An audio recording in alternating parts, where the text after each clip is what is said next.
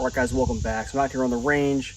I want to talk about something I've seen come up again recently, which I think is a negative training tool, a poor training tool, and that is negative space targets. So people will cut out the A zone or whatever size of the target that they want, and they'll just shoot into the void. They think that they're saving time in training, they're helping themselves move along faster. There's a lot of downsides to that. So on this target, what I intentionally did was cut out kind of the bottom A of the PCSL, and I left the head box. So we can see these are all in that box, but they're tending to go low. So the shooter is kind of driving the gun. He's doing something. Maybe there's a zero problem, who knows? But he's not putting the rounds where he wants them. If I was shooting into a negative void, I wouldn't have any of that feedback. So you're losing a lot of feedback by just shooting into an empty hole.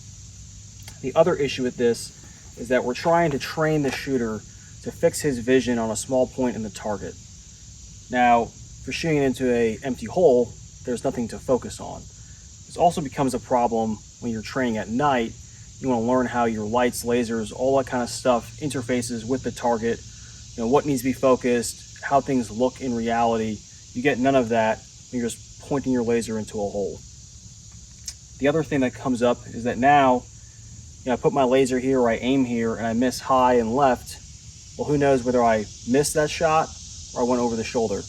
No one knows. So you're getting false positives telling you that you're better than you really are. The argument that this is, quicker, we're getting people through the line, whatever it is, I don't like to think of that as a valid argument. And my big reason for that is that these targets cost about $1. So if I fired 4 rounds from a pistol at this target, I've already reached the value of the target in bullets. So if you have a whole line of shooters, just reface the target, put a new target up, and move along quicker with your training by replacing targets with new ones. Guys, take your training seriously. Don't use negative targets. You're losing a ton of feedback. Thanks.